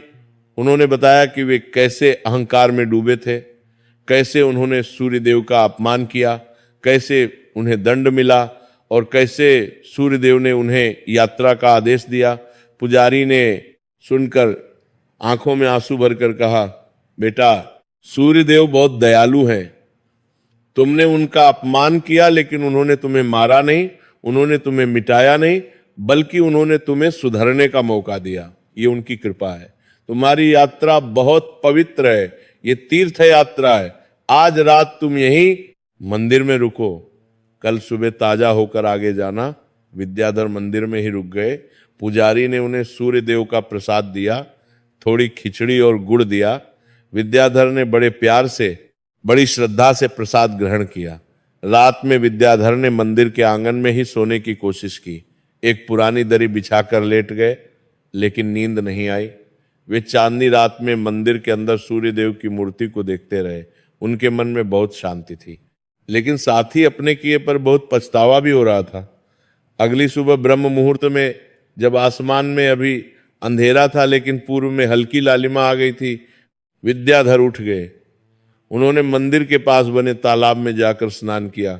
पानी ठंडा था, लेकिन तरोताजा कर देने वाला। फिर उन्होंने मंदिर में जाकर सूर्य देव को दंडवत प्रणाम किया। उन्होंने मन ही मन प्रार्थना की। पुजारी ने उन्हें कुछ फल और गुड़ की रोटियां दी। विद्याधर ने पुजारी जी के चरण छुए और उनका बहुत आभार व्यक्त किया। पुजारी जी आपने मुझ पर बहुत कृपा की, भगवान आपका भला करें। फिर वे आगे की यात्रा पर निकल पड़े। दिन बीतते गए, विद्याधर चलते रहे। रास्ते में कभी उन्हें खाना मिलता तो कभी नहीं, कभी किसी दयालु व्यक्ति ने रोटी दे दी, कभी किसी ने फल दे दिए, कभी पानी मिलता तो कभी नहीं, कभी वे किसी कुएं से पानी पी लेते, कभी किसी नदी का पानी पीना पड़ता। लेकिन विद्याधर ने हार नहीं मानी, वे चलते रहे। उन्हें सूर्य देव पर पूरा भरोसा था। वे जानते थे कि सूर्य देव उनकी रक्षा कर रहे हैं। रास्ते में कई बार ऐसा हुआ कि शाम हो गई और कोई गांव नहीं मिला, तब विद्याधर को किसी पेड़ के नीचे ही सोना पड़ता। रात में जंगली जानवरों की आवाजें आती, विद्याधर को डर लगता, लेकिन वे सूर्य देव का नाम लेते रहते और डर गायब हो जाता। एक दिन विद्याधर एक घने जंगल से गुजर रहे थे। रास्ता संकरा था, चारों ओर पेड़ ही पेड़ थे। तभी अचानक उन्हें एक बूढ़ा आदमी दिखाई दिया। वो एक पेड़ के नीचे पड़ा था और दर्द से कराह रहा था। उसका चेहरा पीला पड़ गया था, आंखें बंद थीं। विद्याधर तुरंत उसके पास गए। उन्होंने पूछा, बाबा आपको क्या हुआ, क्या आप ठीक हैं? बूढ़े ने धीरे से आंखें खोली, कमजोर आवाज में बोला, बेटा मुझे सांप ने काट लिया है, देखो मेरे पैर में। उसने अपना पैर दिखाया। पैर सूज गया था और काला पड़ गया था। अब मेरी मृत्यु निश्चित है बेटा, मेरे पास कोई नहीं है, मेरा परिवार बहुत दूर है, मैं यहीं मर जाऊंगा, तुम अपना रास्ता देखो बेटा, मेरे लिए कुछ नहीं हो सकता। विद्याधर ने सोचा, उन्हें जल्दी थी, उन्हें सूर्य मंदिर पहुंचना था, लेकिन फिर उन्हें लक्को लो गई, बढ़ता गा कि यह बूढ़ा बेसहारा है, अगर मैं इसे यूं ही छोड़ दूं तो ये सही नहीं होगा। मनुष्य की सेवा ही भगवान की सेवा है। उन्होंने तय किया कि वे इस बूढ़े की मदद करेंगे, चाहे उन्हें एक दिन की देरी क्यों ना हो जाए। विद्याधर ने तुरंत अपनी पोटली खोली, जो थोड़ा सा पानी बचा था उसे निकाला और बूढ़े के घाव को धोया। फिर उन्होंने अपनी पोटली का एक कपड़ा फाड़कर घाव पर बांध दिया। उन्होंने पास के पेड़ों को देखा। उन्हें अपने आयुर्वेद के ज्ञान से याद आया कि कुछ पत्तियां सांप के जहर में काम आती हैं। उन्होंने वे पत्तियां तोड़ी, पत्थर पर पीसी और उसका रस घाव पर लगाया। विद्याधर पूरे दिन उस बूढ़े की सेवा करते रहे। उन्होंने अपना बचा हुआ खाना भी उसे खिला दिया। उन्होंने एक पास की झरने से पानी लाकर उसे पिलाया। वे उसके पास बैठे रहे। शाम तक बूढ़े की हालत में थोड़ा सुधार आया। उसकी आंखों में चमक वापस आई, उसका बुखार कम हो गया। बूढ़े ने विद्याधर का हाथ पकड़ा, उसकी आंखों में आंसू थे। उसने कहा, बेटा तुमने मेरी जान बचाई, तुम देवदूत हो, भगवान तुम्हारा भला करे, तुम्हारी यात्रा सफल हो। विद्याधर ने कहा, बाबा ये मेरा कर्तव्य था, आप आराम कीजिए। रात में विद्याधर वहीं बूढ़े के पास सो गए, ताकि रात में अगर उसे कुछ जरूरत हो तो वे मदद कर सके। अगली सुबह जब विद्याधर उठे तो उन्होंने देखा कि वो बूढ़ा गायब है। उसकी जगह एक दिव्य ज्योति चमक रही थी। ज्योति से एक मधुर आवाज आई, विद्याधर तुमने निस्वार्थ भाव से बिना कुछ सोचे एक असहाय की सेवा की। तुमने अपनी यात्रा को रोककर एक अनजान व्यक्ति की मदद की। ये तुम्हारी पहली परीक्षा थी, तुम इसमें सफल हुए। तुम्हारे अंदर दया और करुणा आ गई है, अहंकार कम हो रहा है, आगे बढ़ो। विद्याधर समझ गए कि ये सूर्याम का रोक है, जानकीपुर बीच देव की लीला थी। वो बूढ़ा कोई साधारण व्यक्ति नहीं था, ये एक परीक्षा थी। उन्होंने आसमान की ओर देखा, सूर्य को प्रणाम किया, हाथ जोड़े और आगे बढ़ गए। कई दिनों की कठिन यात्रा के बाद विद्याधर एक विशाल नदी के किनारे पहुंचे। नदी बहुत चौड़ी थी और बहुत तेज बह रही थी। पानी गहरा था, लहरें उठ रही थी। कोई नाव नहीं थी, कोई पुल नहीं था। विद्याधर सोच में पड़ गए। वे तैर तो सकते थे, लेकिन धारा इतनी तेज थी कि डर था कि वे बह जाएंगे।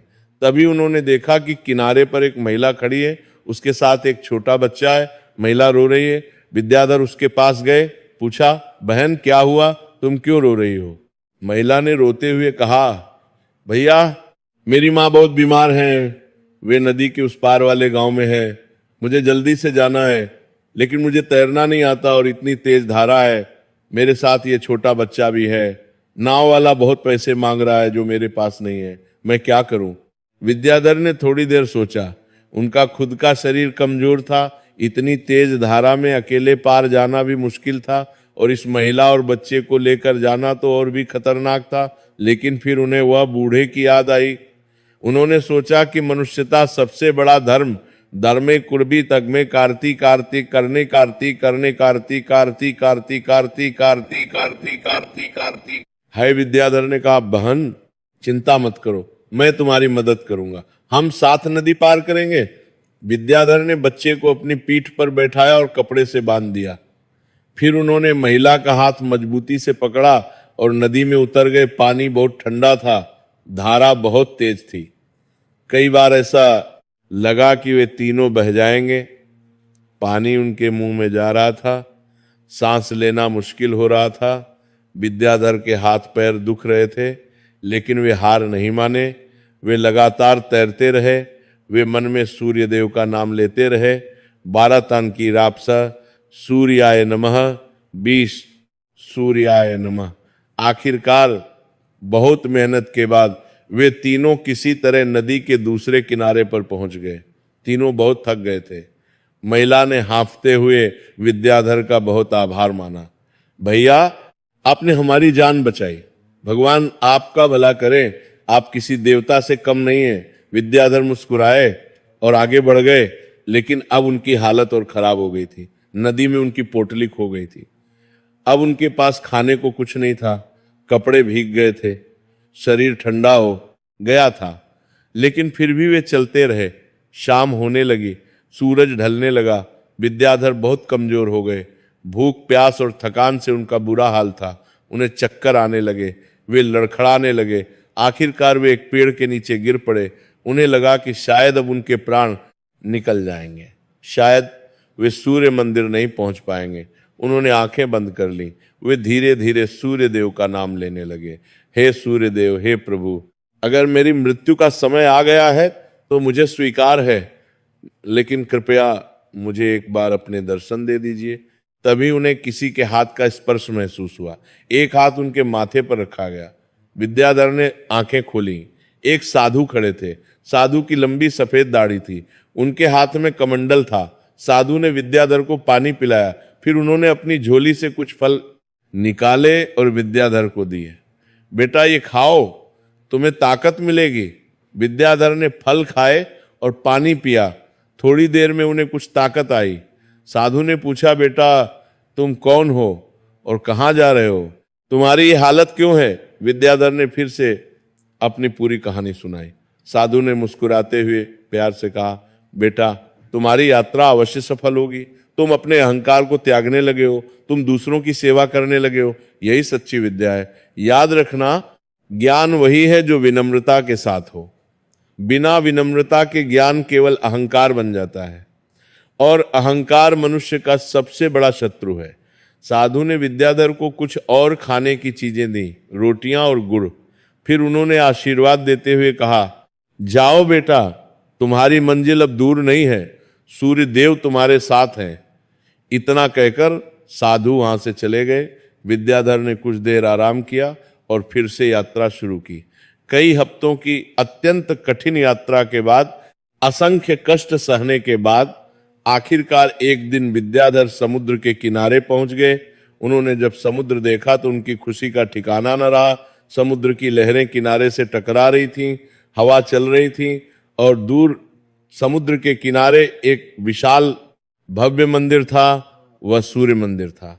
मंदिर की ऊंची मीनारें आसमान को छू रही थी। मंदिर सोने से बना हुआ प्रतीत हो रहा था। सूरज की रोशनी में पूरा मंदिर चमक रहा था। ऐसा लग रहा था जैसे स्वर्ग का कोई महल हो। विद्याधर की आंखों में खुशी के आंसू आ गए। मैं पहुंच गया, मैं अपनी मंजिल पर पहुंच गया। वे रोते हुए दौड़ दे। उन्होंने मंदिर की सीढ़ियां चढ़नी शुरू की। सीढ़ियां बहुत थी, लेकिन विद्याधर बिना रुके चढ़ते गए। मंदिर के अंदर पहुंचकर विद्याधर स्तब्ध रह गए। मंदिर के गर्भगृह में सूर्यदेव की एक विशाल अद्भुत दिव्य मूर्ति थी। मूर्ति सोने की बनी थी और उससे एक अलौकिक प्रकाश निकल रहा था। मूर्ति के चारों ओर हजारों दीपक जल रहे थे। विद्याधर ने मूर्ति के सामने साष्टांग प्रणाम किया। वे जमीन पर लेट गए। उनके शरीर से मंदिर का फर्श छू गया। वे रोने लगे। हे सूर्यदेव, हे प्रभु, हे भगवान, मैं आपके दरबार में आ गया हूं, मैं आपकी शरण में हूं, अब मुझे अपना बना लीजिए, मुझे अपनी शरण में ले लीजिए। मंदिर के मुख्य पुजारी, जो एक वृद्ध लेकिन तेजस्वी ब्राह्मण थे, उन्होंने विद्याधर को देखा। उन्होंने विद्याधर की दशा देखी, फटे कपड़े, कमजोर शरीर, लेकिन चेहरे पर अद्भुत शांति और तेज। पुजारी ने पूछा, बेटा तुम कौन हो, कहां से आए हो? विद्याधर ने उठकर पुजारी जी के चरण छुए। फिर उन्होंने अपनी पूरी कहानी सुनाई, अहंकार से लेकर सूर्यदेव के दर्शन तक, यात्रा की कठिनाइयों से लेकर मंदिर तक पहुंचने तक, सब कुछ पुजारी ने सुनकर बहुत प्रसन्नता व्यक्त की। उनकी आंखें भर आईं। उन्होंने कहा, बेटा तुम धन्य हो। बहुत कम लोग होते हैं जो अपने अहंकार को पहचान पाते हैं और उसे त्याग पाते हैं। सूर्य देव ने तुम्हें चुना है, उन्होंने तुम्हें यहां तक पहुंचाया, ये उनकी कृपा है। अब तुम्हें यहां 108 दिनों तक रहकर कठोर तपस्या करनी होगी, तुम्हें सूर्य देव की आराधना करनी होगी, मंदिर में तुम्हारे रहने और भोजन की व्यवस्था हो जाएगी। लेकिन याद रखना, यह तपस्या आसान नहीं होगी, तुम्हें पूरी श्रद्धा और समर्पण से करनी होगी। विद्याधर ने हाथ जोड़कर कहा, पुजारी जी मैं तैयार हूं, मैं वो सब करूंगा जो करना होगा, मुझे केवल सूर्य देव की कृपा चाहिए। मंदिर में विद्याधर के लिए एक छोटा सा कक्ष दिया गया। वहां केवल एक छटाई थी, कोई बिस्तर नहीं, कोई सुविधा नहीं, बस एक खिड़की थी जिससे सूरज की रोशनी आती थी। अगले दिन से विद्याधर ने अपनी कठोर तपस्या शुरू कर दी। वे रोज रात को ब्रह्म मुहूर्त में, जब अंधेरा होता और तारे चमक रहे होते, तब उठते। फिर वे समुद्र में जाकर स्नान करते। समुद्र का पानी ठंडा और नमकीन होता, लेकिन वे शरीर को शुद्ध करता। स्नान के बाद वे मंदिर में आते और घंटों सूर्य देव की पूजा करते। वे दीपक जलाते, धूप अगरबत्ती लगाते, फूल चढ़ाते। फिर वे सूर्य अष्टकम, सूर्य सहस्त्र नाम और आदित्य हृदय स्तोत्र का पाठ करते। इन स्तोत्रों में सूर्य देव की महिमा का वर्णन था। विद्याधर इन्हें पहले भी जानते थे, लेकिन अब पहली बार वे इनका सही अर्थ समझ रहे थे। पहली बार उन्हें इन मंत्रों की शक्ति का एहसास हो रहा था। सूर्योदय के समय विद्याधर समुद्र के किनारे खड़े होकर सूर्य को अर्घ्य देते। वे अपने दोनों हाथों में जल लेते और सूर्य को अर्पित करते, साथ में मंत्र उच्चारण करते, एहि सूर्य सहस्रांशो तेजो राशि जगतपते, अनुकंपय मां भक्त्या ग्रहणार्घ्यं। दिवाकर विद्याधर दिन में केवल एक बार भोजन करते, वह भी केवल फलाहार, फल, दूध और कुछ सूखे मेवे। कोई अनाज नहीं, कोई मसाले नहीं। वे पूरे दिन उपवास रखते और केवल शाम को सूर्यास्त के बाद कुछ खाते। दिन भर वे मंदिर में बैठकर ध्यान करते। वे सूर्य देव के रूप पर ध्यान लगाते, उनके तेज पर, उनकी करुणा पर, उनकी शक्ति पर। कई बार ध्यान में इतने डूब जाते कि घंटों बीत जाते और उन्हें पता ही नहीं चलता। धीरे धीरे दिन बीतते गए। एक सप्ताह बीता, फिर 2 सप्ताह, फिर 1 महीना। विद्याधर के शरीर में अद्भुत परिवर्तन आने लगा। जो घाव थे वे ठीक होने लगे। जो काली पड़ी त्वचा थी वह धीरे धीरे अपना रंग पाने लगी। उनकी त्वचा की रंगत वापस आने लगी। जो बाल झड़ गए थे वे फिर से उगने लगे। उनकी आंखों में फिर से चमक आ गई। जो कमजोरी थी वो दूर होने लगी। शरीर में ताकत आने लगी। लेकिन सबसे बड़ा परिवर्तन उनके मन में, उनकी आत्मा में आया। अब उनमें अहंकार की जगह विनम्रता आ गई थी। अब वे सोचते थे कि मैं कितना छोटा हूं, कितना नगण्य हूं, इस विशाल ब्रह्मांड में मेरा क्या महत्व है। जो ज्ञान मुझे मिला है वह ईश्वर की कृपा है, मेरी अपनी उपलब्धि नहीं। अब उन्हें लगने लगा कि विद्या का असली उद्देश्य दिखावा करना या दूसरों को नीचा दिखाना नहीं, बल्कि दूसरों की सेवा करना है। ज्ञान इसलिए है कि हम समाज का कल्याण कर सकें, दूसरों की मदद कर सकें। विद्याधर मंदिर के अन्य भक्तों की सेवा करने लगे। जो बीमार होते उनकी देखभाल करते, अपने आयुर्वेद के ज्ञान से उन्हें दवाइयां बनाकर देते। जो गरीब होते उन्हें भोजन कराते, जो अनपढ़ बच्चे होते उन्हें पढ़ाते। लेकिन अब वे यह सब बिना किसी अहंकार के, बिना किसी दिखावे के करते। वे सोचते कि ये तो मेरा कर्तव्य है, इसमें बड़ाई की क्या बात है। विद्याधर ने अपनी विद्या का सही उपयोग करना सीख लिया था। अब वे अपने ज्ञान का उपयोग दूसरों को नीचा दिखाने के लिए नहीं बल्कि दूसरों को ऊपर उठाने के लिए करते थे। 98 दिन बीत गए, विद्याधर अब पूरी तरह स्वस्थ हो गए थे। उनका शरीर पहले से भी अधिक तेजस्वी हो गया था। उनके चेहरे पर एक दिव्य तेज आ गया था। जो भी उन्हें देखता वह कहता, ये कोई साधारण व्यक्ति नहीं है, इसमें कुछ खास बात है। 99वें दिन की सुबह जब विद्याधर समुद्र में स्नान कर रहे थे, सूर्योदय हो रहा था, तो उन्हें फिर से सूर्यदेव के दर्शन हुए। इस बार सूर्यदेव और भी अधिक प्रसन्न दिख रहे थे। उनके चेहरे पर मुस्कान थी, उनकी आभा और भी तेज थी। सूर्यदेव ने प्रसन्न मुद्रा में आशीर्वाद देते हुए कहा, विद्याधर मेरे पुत्र, तुमने अपनी यात्रा सफलता पूर्वक पूरी की। तुमने सभी परीक्षाएं पास कर ली। तुमने अपने अहंकार को जीत लिया। तुमने विनम्रता सीख ली। तुमने सेवा का महत्व समझ लिया। अब तुम सच्चे विद्वान बन गए हो। अब तुम्हारी विद्या पूर्ण हो गई है। मैं तुम पर बहुत प्रसन्न हूं। विद्याधर ने समुद्र में खड़े होकर पानी में हाथ जोड़कर कहा, प्रभु ये सब आपकी कृपा है। मैं तो केवल आपका दास हूं। आपने मुझ पर इतनी कृपा की, मुझे सही रास्ता दिखाया। मैं आपका आजीवन क्षणी रहूंगा। सूर्यदेव ने कहा, विद्याधर अब तुम्हारी परीक्षा पूरी हो गई है। तुम्हारी तपस्या सफल हो गई है। अब तुम वापस अपने घर जा सकते हो। तुम्हारे माता पिता तुम्हारा इंतजार कर रहे हैं।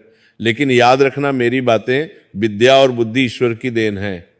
इनका उपयोग हमेशा दूसरों की भलाई के लिए, लोक कल्याण के लिए करना। कभी घमंड मत करना। घमंड मनुष्य को नष्ट कर देता है। जो व्यक्ति विनम्र रहता है, जो दूसरों की सेवा करता है, उसके जीवन में सूर्य की तरह तेज बना रहता है, उसका जीवन सफल होता है। विद्याधर ने रोते हुए कहा, प्रभु मैं आपको वचन देता हूं, मैं प्रतिज्ञा करता हूं कि अब से मैं अपनी विद्या का उपयोग केवल लोक कल्याण के लिए, समाज की भलाई के लिए करूंगा। मैं रोज आपकी उपासना करूंगा। मैं हर रविवार को व्रत रखूंगा। मैं कभी अहंकार नहीं करूंगा। मैं हमेशा विनम्र रहूंगा। सूर्यदेव ने प्रसन्न होकर, बहुत खुश होकर विद्याधर को आशीर्वाद दिया।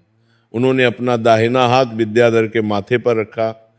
उनके स्पर्श से विद्याधर के शरीर में एक अद्भुत दिव्य ऊर्जा का संचार हुआ। ऐसा लगा जैसे बिजली का करंट दौड़ गया हो। विद्याधर का पूरा शरीर सोने की तरह चमकने लगा। उनके चेहरे पर अलौकिक तेज आ गया। उनकी आंखों में एक अद्भुत चमक आ गई। अब वे पहले से भी अधिक सुंदर और तेजस्वी लग रहे थे। सूर्यदेव ने कहा, जाओ बेटा, अब तुम्हारा जीवन सफल होगा। तुम्हारी सारी मनोकामनाएं हम पूरी होंगी। तुम्हारा विवाह भी शीघ्र संपन्न होगा। तुम्हारी पत्नी और तुम मिलकर धर्म और विद्या का प्रचार करोगे। तुम्हारे राज्य में सुख समृद्धि छा जाएगी। तुम एक आदर्श राजा बनोगे। लोग तुम्हारी कहानी सदियों तक याद रखेंगे। जाओ, मेरा आशीर्वाद तुम्हारे साथ है। इतना कहकर सूर्यदेव धीरे धीरे अंतर ध्यान हो गए। उनकी रोशनी फैलती गई और फिर आसमान में मिल गई। विद्याधर की आंखों से खुशी और कृतज्ञता के आंसू बह रहे थे। उनका हृदय प्रेम और भक्ति से भर गया था। विद्याधर ने उसी दिन मंदिर में जाकर अंतिम बार पूजा की। उन्होंने सूर्यदेव की मूर्ति के सामने घंटों बैठकर ध्यान किया। उन्होंने मंदिर के पुजारी और सभी लोगों से विदा ली। सबने उन्हें आशीर्वाद दिया। पुजारी ने कहा, बेटा तुमने जो तपस्या की है वो अद्भुत है। तुम धन्य हो। अब जाओ और अपने जीवन को सफल बनाओ। विद्याधर ने वापसी की यात्रा शुरू कर दी। इस बार की यात्रा पहले जैसी कठिन नहीं थी। विद्याधर के शरीर में अब इतनी शक्ति थी, इतनी ऊर्जा थी कि वे दिन भर चल सकते थे और थकान महसूस नहीं होती थी। उनके पैरों में छाले नहीं पड़ते थे। भूख प्यास भी कम लगती थी। रास्ते में जहां भी वे रुकते, जिस गांव में जाते, लोग उनके तेज को देखकर, उनके चेहरे पर दिव्य आभा देखकर बहुत प्रभावित हो जाते। कई लोग उन्हें किसी ऋषि या महात्मा समझकर उनके चरण छूते और आशीर्वाद मांगते। विद्याधर बड़ी विनम्रता से कहते, मैं कोई महात्मा नहीं हूं, मैं तो एक साधारण यात्री हूं। आप सब सूर्यदेव की पूजा कीजिए, वही सबके रक्षक है। कुछ ही हफ्तों में बहुत तेजी से विद्याधर अपने राज्य विद्यापुर की सीमा पर पहुंच गए। जब वे नगर के द्वार पर पहुंचे तो द्वारपालों ने उन्हें देखा। पहले तो वे पहचान नहीं पाए। ये चमकता हुआ तेजस्वी व्यक्ति कौन है? लेकिन जब विद्याधर ने अपना परिचय दिया, मैं राजकुमार विद्याधर हूं, तो दैत्य द्वारपाल दंग रह गए। एक द्वारपाल तुरंत दौड़ता हुआ महल में गया। वो सीधे राजा के पास गया और खुशी से चिल्लाया, महाराज महाराज, राजकुमार विद्याधर लौट आए हैं, वे नगर द्वार पर हैं।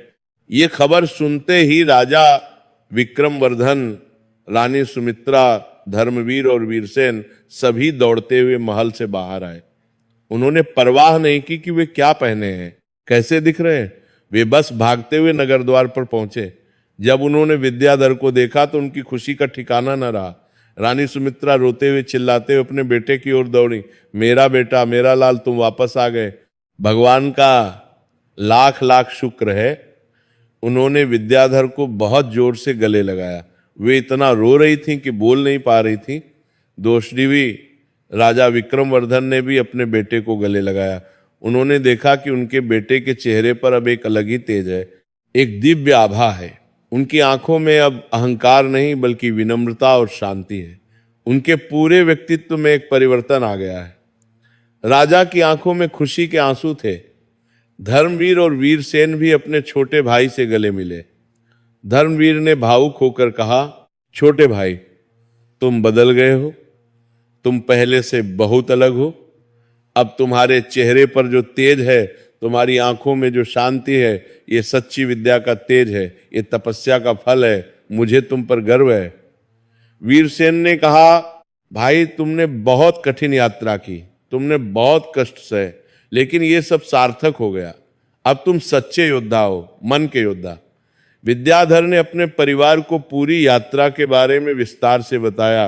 रास्ते की कठिनाइयां, परीक्षाएं, मंदिर में तपस्या और सूर्यदेव के अंतिम दर्शन, सब कुछ। सब लोग बहुत भावुक हो गए। उन्हें लगा कि सूर्यदेव ने उनके परिवार पर बहुत कृपा की है।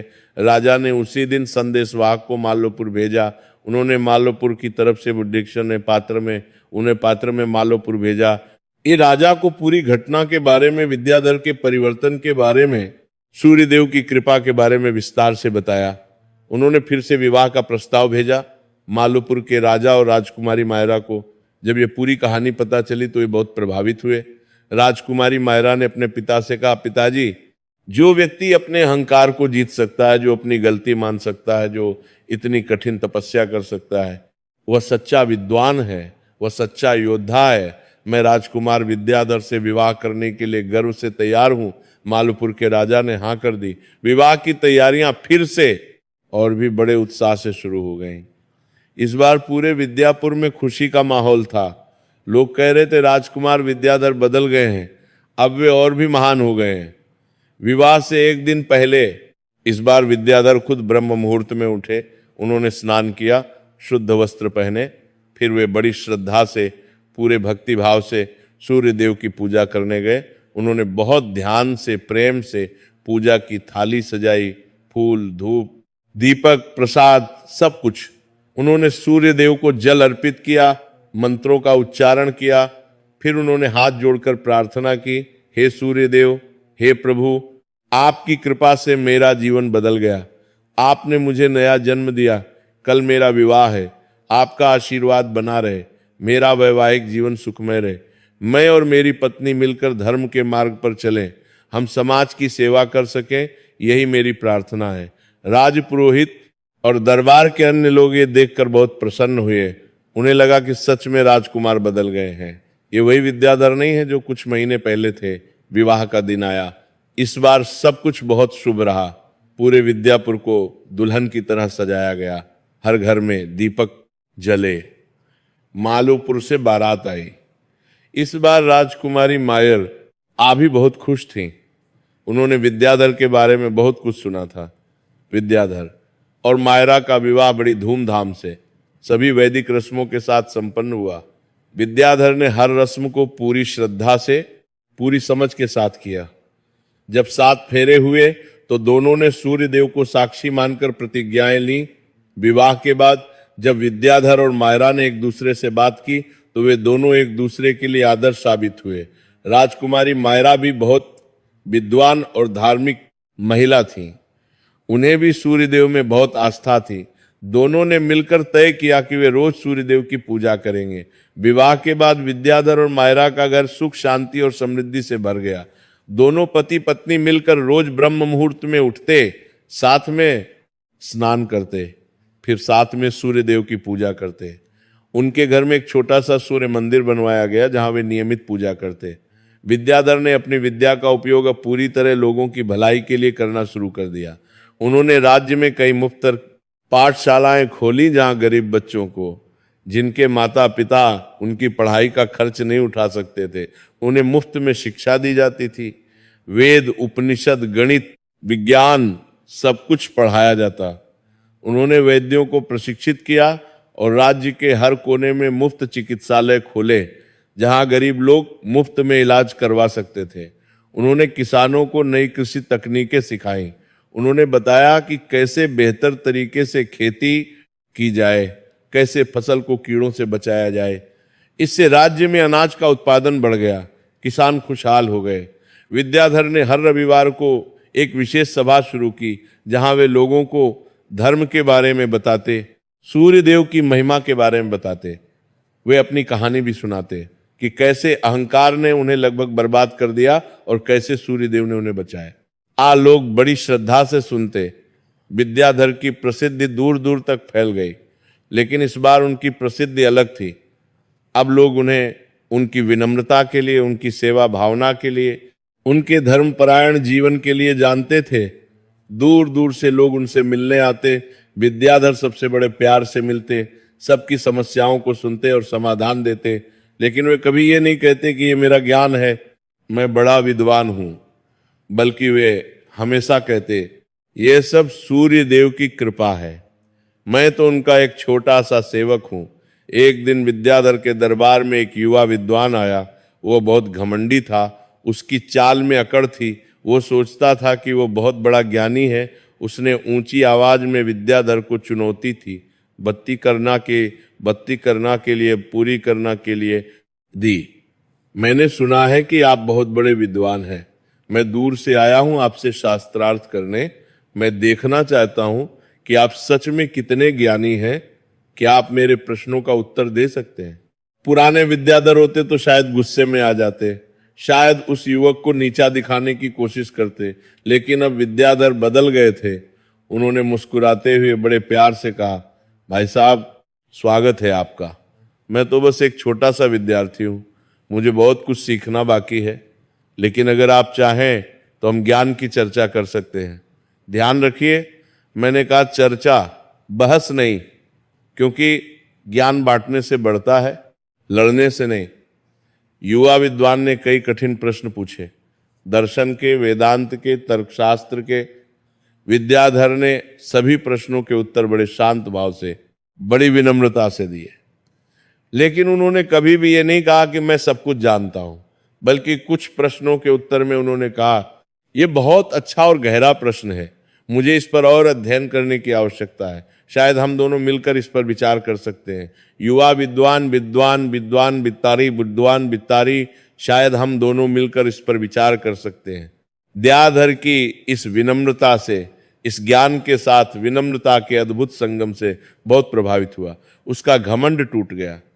उसने विद्याधर के चरण छुए और कहा, राजकुमार, आज मैं आपसे हारा नहीं, बल्कि आपसे बहुत कुछ सीखा। आपने मुझे जीवन का सबसे बड़ा पाठ पढ़ाया। मुझे समझ आया कि असली विद्वान वह है जो विनम्र होता है। जितना अधिक ज्ञान हो उतना अधिक विनम्र होना चाहिए, क्योंकि जितना हम जानते हैं उससे कहीं अधिक है जो हम नहीं जानते। आज आपने मुझे ये सिखाया कि विद्या का असली उद्देश्य अहंकार करना नहीं, बल्कि दूसरों की सेवा करना है। विद्याधर ने उस युवक को गले लगाया। उन्होंने कहा, अपने उद्देश्य प्रदान करना है। कहा, भाई तुम भी बहुत प्रतिभाशाली हो, तुम्हारे प्रश्न बहुत अच्छे थे, बस थोड़ी विनम्रता और सेवा भाव आ जाए तो तुम महान विद्वान बनोगे। मैं तुम्हें आशीर्वाद देता हूं। वह युवक विद्याधर का शिष्य बन गया। वो विद्यापुर में ही रह गया और विद्याधर से बहुत कुछ सीखा। कुछ साल बीत गए। राजा विक्रमवर्धन अब बूढ़े हो गए, उनकी उम्र बहुत हो गई थी। उन्होंने तय किया कि अब समय आ गया है कि वे अपना राजपाट अपने बेटों को सौंप दें और खुद वानप्रस्थ आश्रम में प्रवेश करें। उन्होंने एक बड़ी सभा बुलाई। उस सभा में उन्होंने घोषणा की, मैं अब बूढ़ा हो गया हूं, अब मेरे तीनों बेटे योग्य हो गए हैं, मैं राज्य को 3 हिस्सों में बांटता हूं। धर्मवीर को धार्मिक कार्यों की, मंदिरों और यज्ञों की जिम्मेदारी सौंपता हूं। वीरसेन को सेना और राज्य की सुरक्षा की जिम्मेदारी देता हूं और विद्याधर को शिक्षा, न्याय और प्रशासन की जिम्मेदारी सौंपता हूं। तीनों भाई मिलकर राज्य चलाएंगे। तीनों भाइयों ने अपने पिता की बात मानी। वे तीनों मिलकर बहुत प्रेम और सहयोग से राज्य चलाने लगे। कोई आपस में ईर्ष्या नहीं, कोई लड़ाई नहीं। तीनों एक दूसरे का सम्मान करते और साथ मिलकर फैसले लेते। विद्याधर ने न्याय व्यवस्था को बहुत सुधारा। उन्होंने ऐसे नियम बनाए कि हर व्यक्ति को, चाहे वो राजा हो या रंक, सबको समान न्याय मिले। उन्होंने शिक्षा पर बहुत जोर दिया। राज्य में हर गांव में पाठशाला खोली गई। विद्यापुर की प्रसिद्धि पूरे देश में फैल गई। लोग कहते थे, विद्यापुर स्वर्ग का एक टुकड़ा है, वहां धर्म, विद्या, न्याय और शांति का राज है। वहां के राजकुमार विद्याधर महान हैं। विद्याधर और मायरा के 2 सुंदर पुत्र हुए। बड़े का नाम रखा गया तेजस्वी और छोटे का नाम रखा गया विनय। विद्याधर ने अपने बच्चों को बचपन से ही अच्छे संस्कार दिए। उन्होंने अपने बच्चों को सिखाया कि विद्या और विनम्रता साथ साथ चलनी चाहिए। उन्होंने अपने बच्चों को रोज सूर्य देव की पूजा करना सिखाया। उन्होंने अपनी कहानी भी अपने बच्चों को सुनाई। एक दिन जब तेजस्वी 10 साल का हो गया तो विद्याधर उसे उस सूर्य मंदिर ले गए, उस साल के ऊपर को। मंदिर में जहां उन्होंने एक 108 दिनों की तपस्या की थी। ये एक लंबी यात्रा थी, लेकिन विद्याधर चाहते थे कि उनका बेटा वह स्थान देखे। जब वे मंदिर पहुंचे तो तेजस्वी बहुत प्रभावित हुआ। मंदिर की भव्यता, समुद्र की लहरें, सूर्यदेव की दिव्य मूर्ति, सब कुछ अद्भुत था। विद्याधर ने अपने बेटे को वहां बैठाया और अपनी पूरी कहानी विस्तार से सुनाई। कैसे वे अहंकार में डूबे थे, कैसे उन्होंने सूर्यदेव का अपमान किया, कैसे उन्हें दंड मिला, कैसे उन्होंने यात्रा की और कैसे यहां तपस्या करके उन्हें ज्ञान मिला। तेजस्वी ने बहुत ध्यान से सुना। उसकी आंखें भर आईं। उसने कहा, पिताजी, आपकी ये कहानी मैं हमेशा याद रखूंगा। मैं आपसे वचन देता हूं कि मैं कभी अहंकार नहीं करूंगा। मैं हमेशा विनम्र रहूंगा। मैं रोज सूर्य देव की पूजा करूंगा। विद्याधर ने अपने बेटे को गले लगाया। उन्हें लगा कि उनका जीवन सफल हो गया। उनकी अगली पीढ़ी को सही संस्कार मिल गए हैं। समय बीतता गया। विद्याधर वृद्ध हो गए, उनके बाल सफेद हो गए, लेकिन उनके चेहरे पर अब भी वही तेज था, वही शांति थी। उनकी आंखों में अब भी वही चमक थी। वे अपने जीवन के अंतिम दिनों तक रोज सूर्य देव की पूजा करते रहे। हर रविवार को वे व्रत रखते, वे लोगों की सेवा करते रहे। एक दिन जब विद्याधर बहुत बूढ़े हो गए, उनकी उम्र 80 साल से ज्यादा हो गई, तो उन्हें फिर से सूर्य देव के दर्शन हुए। वे अपने कक्ष में ध्यान कर रहे थे। अचानक एक तेज प्रकाश फैल गया। सूर्य देव प्रकट हुए। सूर्य देव ने मुस्कुराते हुए कहा, विद्याधर, मेरे प्रिय भक्त, तुमने अपना जीवन बहुत अच्छे से जिया। तुमने अपनी गलती से सीखा। तुमने अपना पूरा जीवन धर्म और सेवा में लगाया। तुमने अपनी विद्या का उपयोग लोगों की भलाई के लिए किया। मैं तुम पर बहुत प्रसन्न हूं। तुम्हारा जीवन आदर्श है। अब तुम्हारा समय पूरा होने वाला है। तुम मेरे धाम में आओगे, तुम्हें मोक्ष मिलेगा। विद्याधर ने हाथ जोड़कर आंखों में आंसू भरकर कहा, प्रभु, मैं धन्य हूं। आपकी कृपा से मेरा जीवन सफल हुआ। आपने एक घमंडी, अहंकारी युवक को सही रास्ता दिखाया। आपने मुझे नया जीवन दिया। अब मैं आपकी शरण में आने के लिए तैयार हूं। बस एक प्रार्थना है, मेरी अगली पीढ़ी पर आपकी कृपा बनी रहे। सूर्य देव ने आशीर्वाद दिया।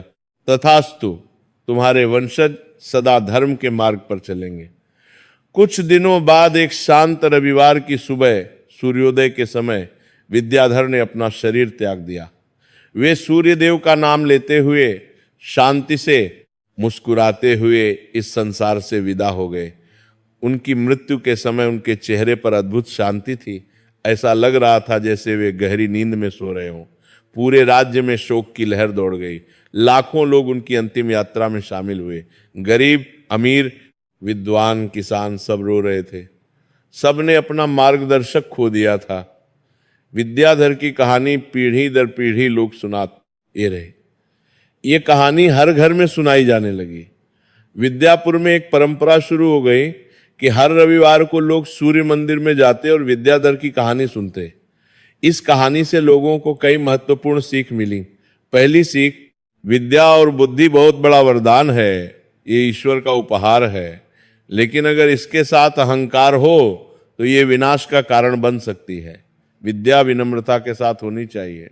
दूसरी सीख, सच्चा विद्वान वो है जो विनम्र होता है, जो अपने ज्ञान का उपयोग दूसरों की भलाई के लिए करता है। ज्ञान का उद्देश्य दिखावा करना नहीं बल्कि सेवा करना है। तीसरी सीख, गलती करना मानवीय है, लेकिन अपनी गलती को स्वीकार करना और उससे सीखना महानता है। विद्याधर ने अपनी गलती मानी और उसका प्रायश्चित किया। चौथी सीख, कष्ट और संघर्ष हमें मजबूत बनाते हैं। विद्याधर की कठिन यात्रा ने उन्हें एक बेहतर इंसान बनाया। और सबसे बड़ी सीख यह मिली कि सूर्यदेव साक्षात प्रत्यक्ष देवता हैं। वे इस संसार के प्राण हैं, जीवन के आधार हैं। उनकी उपासना से मनुष्य के जीवन में प्रकाश आता है, अंधकार दूर होता है। जो व्यक्ति रविवार को श्रद्धा और भक्ति से सूर्यदेव की पूजा करता है, जो उनकी कथा सुनता है, उसके जीवन में सुख, शांति और समृद्धि का वास होता है। उसके सारे कष्ट दूर हो जाते हैं। इसलिए कहते हैं कि रविवार के दिन सूर्यदेव की इस पावन कथा को पूरी श्रद्धा से सुनने और सूर्यदेव की विधिवत पूजा करने से मनुष्य के जीवन में चमत्कारिक परिवर्तन आता है। जीवन में चाहे कितनी भी बड़ी समस्या हो, चाहे कैसी भी विपत्ति हो, सूर्यदेव की कृपा से सब कुछ संभव हो जाता है। सूर्यदेव अपने भक्तों की रक्षा करते हैं, उन्हें सही मार्ग दिखाते हैं। भगवान सूर्यदेव की जय। ओम सूर्याय नमः, ओम आदित्याय नमः, ओम भास्कराय नमः। जय सूर्य नारायण, जय जय सूर्यदेव। इस पवित्र कथा को सुनने वाले और सुनाने वाले सभी के जीवन में सूर्यदेव का आशीर्वाद बना रहे। सबके जीवन में सुख, शांति, समृद्धि और ज्ञान का प्रकाश फैले।